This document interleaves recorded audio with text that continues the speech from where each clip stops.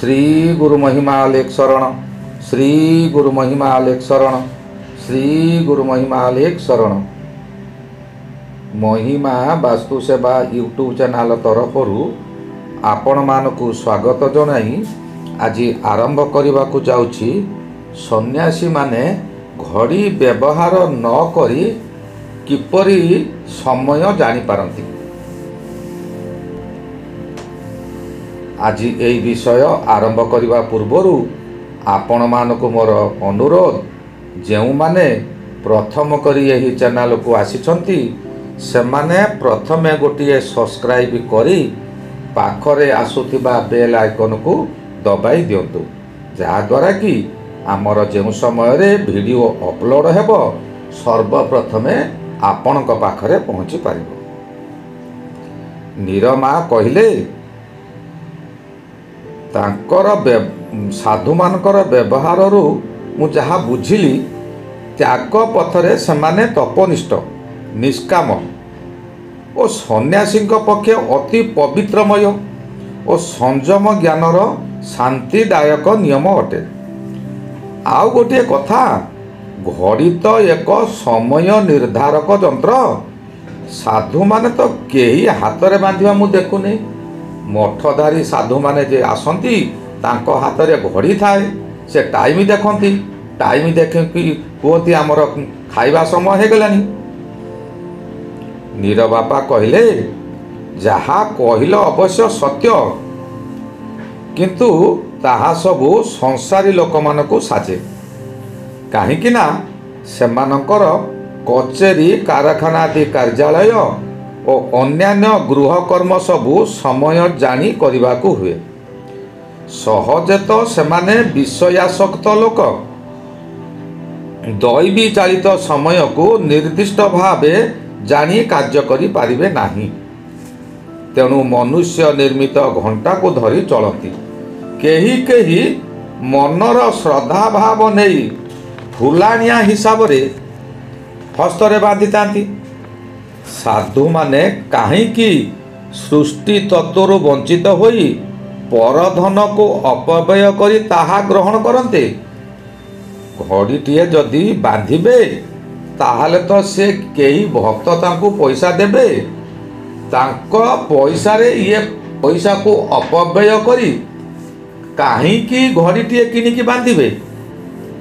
नीरमा कहले, साधु मानकर से सबु कर्म नथिले मध्य बेल काल जानी यथा समय रे साधन भजन आदि नित्य कर्म करिवार कथा। घड़ी हस्तरे न बांधिले किंबा पाखरे न रखिले सेमाने किपरि जानिबे। नीर बापा कहले, तमे सुन, जेउ दृश्यमय जगतरे चंद्र सूर्य और ग्रह नक्षत्रदादि उदयास्त को नहीं दिवानिशी भोग चलीछि, सेही गतिविधि को धरी बुद्धिमान मानव माने विज्ञान बल रे घंटा तैयारी करी समय जानी पारुचंती। साधु माने पिंड ब्रह्मांडर तत्वरु समय अवगत होई जेतेबेले जहा साधिबार कथा सेतेबेले ताहा साधि पारंती। यहा द्वारा सेमानकर ज्ञान वृद्धि पाए एवं परमेश्वरंकर सृष्टि चलनीय नियम को देखि निजे नियम पथरे जागृत होती।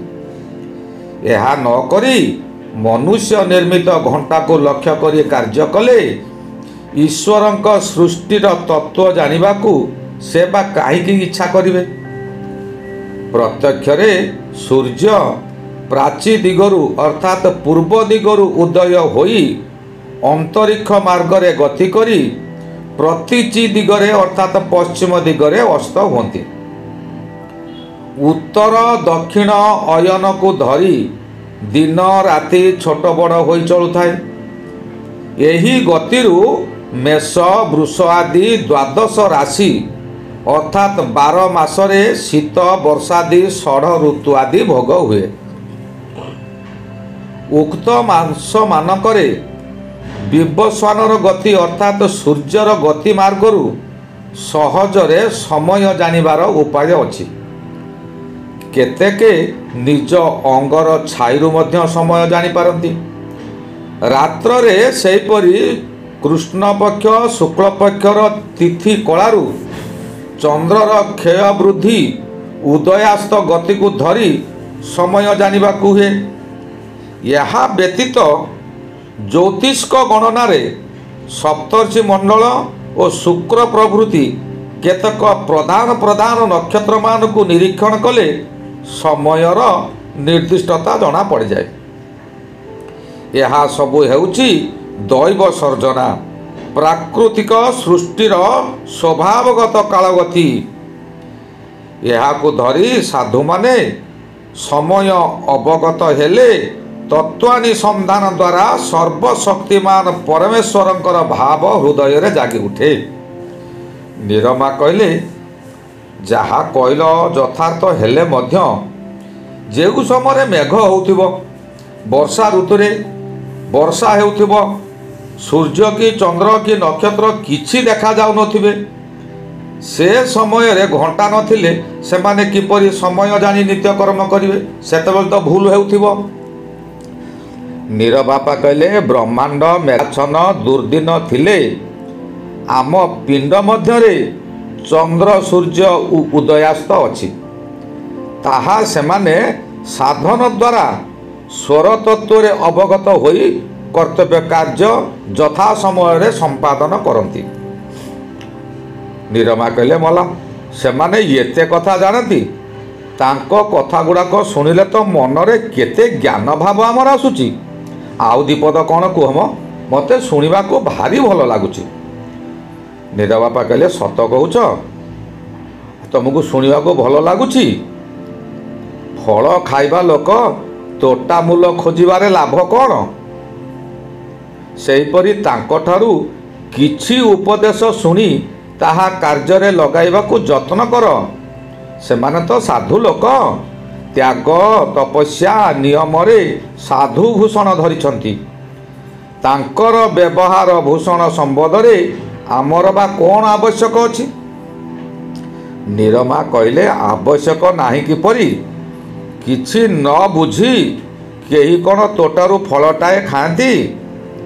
ତହିଁରେ କୌଣସି ଦୋଷାଦୋଷ ଥିଲେ ତାହା ତ ନିଶ୍ଚୟ ଭୋଗ କରିବାକୁ ହେବ।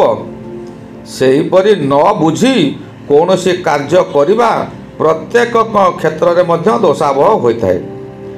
ଆମେ ତାଙ୍କର ଗୁଣ ସ୍ୱଭାବ କିଛି ନ ଜାଣିଲେ ତାଙ୍କୁ ଆଦର୍ଶ ରୂପେ ମାନି ତାଙ୍କଠାରୁ ହିତାହିତ ଜ୍ଞାନ ଶିଖିବାକୁ କିପରି ଆଗ୍ରହ ହେବା? ନିରବାପା କହିଲେ, ହଁ, ତମେ ଠିକ୍ କହିଛ। ତେବେ ପରେ ସେ ବିଷୟରେ ଆଲୋଚନା କରିବା। ଏବେ ମୁଁ ଗୋଟିଏ କଥା କହୁଛି, ତମେ ଯାହା କହିଲ ସେହି ବିଷୟରେ ମୁଁ କହୁଛି ଯେ ତାହା ସତ୍ୟ। ମହିମା ସ୍ୱାମୀ ଯେଉଁ ସମୟରେ ଗୋବିନ୍ଦ ବାବାଙ୍କୁ ସିଦ୍ଧ ବକଳବାନା ଦେଲେ, ତା ପୂର୍ବରୁ ଗୋବିନ୍ଦ ବାବାଙ୍କର ନାମ ଥିଲା ଜଗନ୍ନାଥ ଦାସ। ଜଗନ୍ନାଥ ଦାସ ଯେଉଁ ସମୟରେ ସେ ଥିଲେ ବ୍ରହ୍ମଚାରୀ ଜଗନ୍ନାଥ ଦାସ, ଯେଉଁ ସମୟରେ କପିଳାସଗିରି ଚକାପଥର ଠାରେ ଆସି ପହଞ୍ଚିଗଲେ ଓ ମହିମା ସ୍ୱାମୀଙ୍କର ଦର୍ଶନ ପାଇଲେ, ସେ ସମୟରେ ମହିମା ସ୍ୱାମୀକି ସେ ଅନୁରୋଧ କଲେ, ପ୍ରଭୁ ମୋତେ ଆପଣ ଶିଷ୍ୟ କରନ୍ତୁ। ମହିମା ସ୍ୱାମୀ କହିଲେ, ଶିଷ୍ୟ ହେବାଟା ତ ସଙ୍ଗେ ସଙ୍ଗେ ହେବ, ସଙ୍ଗେ ସଙ୍ଗେ ଶିଷ୍ୟ ମୁଁ ଗ୍ରହଣ କରିବି, କିନ୍ତୁ ଜଣେ ଚାଷୀ ଯେଉଁ ସମୟରେ ବିଲରେ ସେ ବିହନ ବୁଣେ, ସେ ବିଲରେ କେତେ ଉର୍ବର ଅଛି, କେଉଁଭଳି ପାଗ ଅଛି, ସେହି ପାଗରେ ବିହନ ବୁଣିଲେ ଭଲ ଗଛ ହେବ, ତାହା ଜାଣି ଯଦି ସେ ବିହନ ବୁଣିବ ଓ ଜାଣିବ ଯେ ଇଏ ଜମି ଖଣ୍ଡିକ ଉତ୍କୃଷ୍ଟ ଜମି, ତେବେ ସିନା ବିହନ ବୁଣିଲେ ତା ଦେହରୁ କିଛି ଫଳ ମିଳିବ। ଯଦି ଟାଙ୍ଗରା ଭୂଇଁରେ ବିହନ ବୁଣାଯାଏ, ସେ ବିହନ ଗଜା ତ ହେବ ନାହିଁ, ଫଳ ଫଳିବା କଥା ଦୂରରେ କଥା।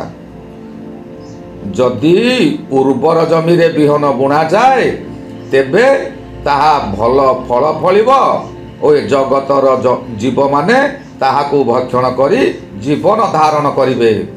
ଆମର ଜୀବନ ହେଉଛି ଅନ୍ନଗତ ଜୀବନ। ଅନ୍ନ ନ ଖାଇଲେ ଆମେ ଜୀବନ ଧାରଣ କରିବା ଅସମ୍ଭବ। ବର୍ତ୍ତମାନ କଳି ଯୁଗରେ ମନୁଷ୍ୟର ଅନ୍ନଗତ ପ୍ରାଣ।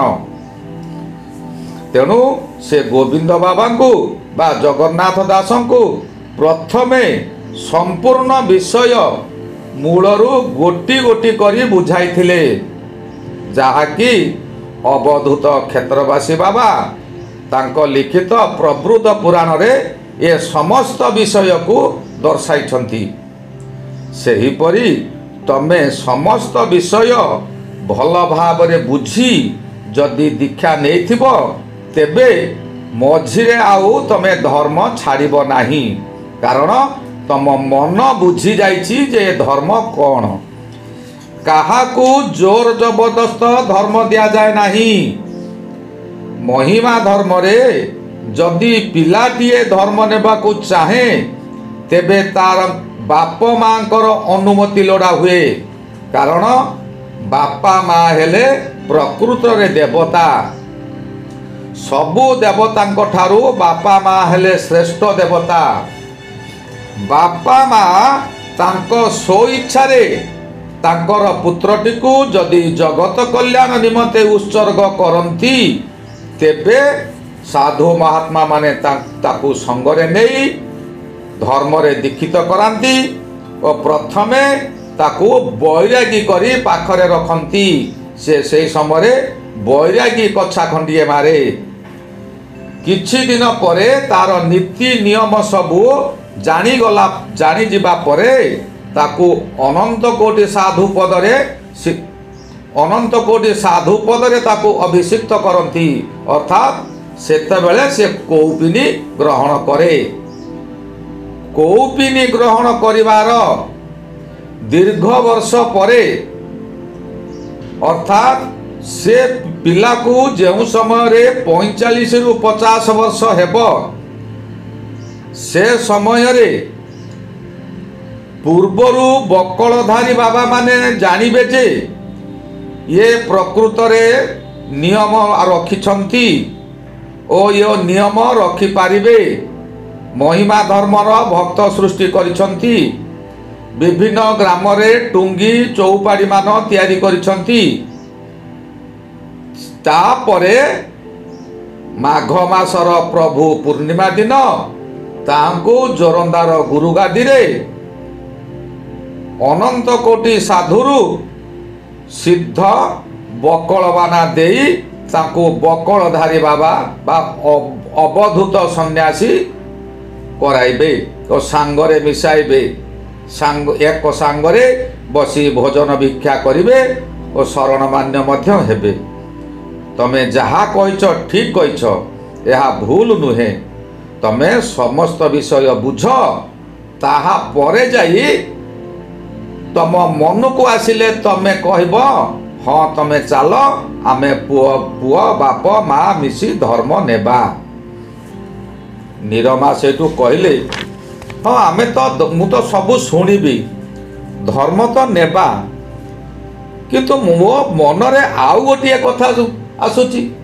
ତମେ ଯେ କହିଲ କେବଳ ଚାଷୀ ମୂଲିଆ ଗରିବ ଘରେ ସାଧୁମାନେ ଭିକ୍ଷା କରିବାକୁ ଆନନ୍ଦ ପାଆନ୍ତି, ଧନୀ ଲୋକମାନେ କ'ଣ ସାଧୁ ସେବା କରିପାରିବେ ନାହିଁ? ନିରବାପା କହିଲେ ହଁ କରିପାରିବେ। ତାହା କିପରି କରିବେ? ଆଉ କେଉଁ କେଉଁ ଧନୀ ଲୋକମାନେ ସାଧୁ ସେବା କରିକି ପୁଣ୍ୟ ଅର୍ଜନ କରିଥିଲେ ସେ ବିଷୟରେ ମୁଁ ଆସନ୍ତା ଅଧ୍ୟାୟରେ ବର୍ଣ୍ଣନା କରିବି। ଧନୀ ଲୋକମାନଙ୍କର ସାଧୁ ସେବା। ଏଇଠି ରହିଲି। यार परवर्ती अध्याय पर्यंत मते विदाय दियंतु। मु आसंता काली पुणी नूतन वीडियो नहीं आपनक सहित साक्षात हेबी। श्री गुरु महिमा अलेख शरण, श्री गुरु महिमा अलेख शरण, श्री गुरु महिमा अलेख शरण शरण शरण।